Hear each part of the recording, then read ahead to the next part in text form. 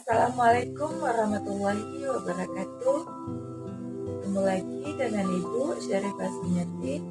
Pada kesempatan kali ini kita akan belajar tentang arus bolak-balik. Nah, tujuan daripada pembelajaran arus bolak-balik ini adalah agar anak-anak semua tahu bagaimana itu yang disebut dengan arus bolak-balik dan bagaimana penerapan arus bolak-balik dalam kehidupan kita sehari-hari. Mengetahui lebih lanjut tentang arus bolak-balik, ayo kita simak materi berikut ini. Arus bolak-balik atau sering disebut dengan AC merupakan arus dan tegangan listrik yang besarnya berubah terhadap waktu dan mengalir dalam dua arah. Arus bolak-balik biasanya dimanfaatkan untuk peralatan elektronik. Contoh penggunaan arus bolak-balik pada listrik PLN, di mana arus bolak-balik pada listrik PLN ini dimanfaatkan sebagai sumber energi untuk menyalakan perangkat elektronik yang ada di rumah. Pada prinsipnya, sumber arus bolak-balik bekerja melalui perputaran kumparan dengan kecepatan sudut tertentu yang berada pada medan magnetik. Jenis-jenis rangkaian dalam rangkaian AC adalah rangkaian resistor, rangkaian induktor, dan rangkaian kapasitor. Nah, mari kita bahas satu persatu ya.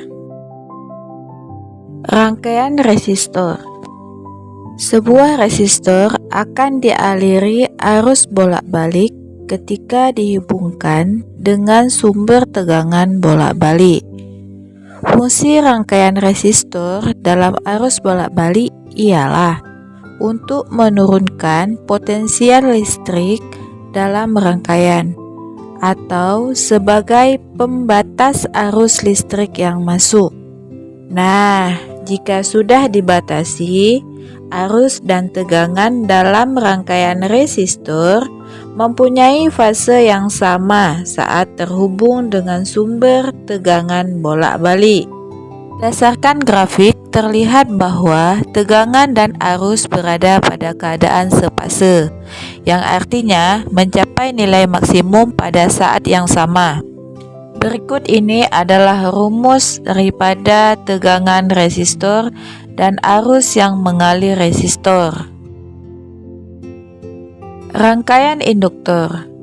Sebuah induktor mempunyai hambatan yang disebut dengan reaktansi induktif saat dihubungkan dengan sumber tegangan bolak-balik. Hambatan atau reaktansi induktif ini bergantung pada frekuensi sudut arus. Berdasarkan grafik, terlihat bahwa besar tegangan pada induktor adalah 0 saat arus induktornya maksimum. Begitupun sebaliknya. Artinya, tegangan pada induktor mencapai nilai maksimum lebih cepat 1/4 periode daripada saat arus mencapai nilai maksimumnya. Rumus tegangan arus dan arus yang mengalir pada induktor sebagai berikut. Selanjutnya adalah rangkaian kapasitor. Sebuah kapasitor memiliki karakteristik yang dapat menyimpan energi dalam bentuk muatan listrik ketika dihubungkan dengan sumber tegangan bolak-balik maupun tegangan searah. Kapasitor yang dialiri arus bolak-balik akan timbul resistansi semu atau disebut juga dengan reaktansi kapasitif. Besar nilai reaktansi kapasitif bergantung pada besarnya nilai kapasitansi kapasitor dan frekuensi sudut arus atau dapat dirumuskan sebagai XC sama dengan 1/omega C, di mana XC adalah reaktansi kapasitif, omega adalah kecepatan sudut dan L adalah induktansi induktor. Berdasarkan grafik terlihat bahwa arus pada kapasitor maksimum saat tegangan kapasitor bernilai 0. Begitupun sebaliknya. Artinya, arus mencapai nilai maksimumnya seperempat periode lebih cepat daripada saat tegangan mencapai nilai maksimumnya.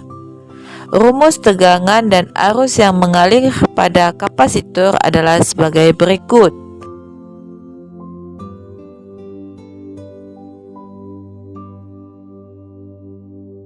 Nah, anak-anak, bagaimana setelah menyaksikan video pembelajaran tentang arus bolak-balik?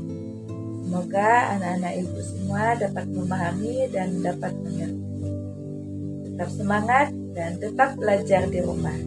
Fisika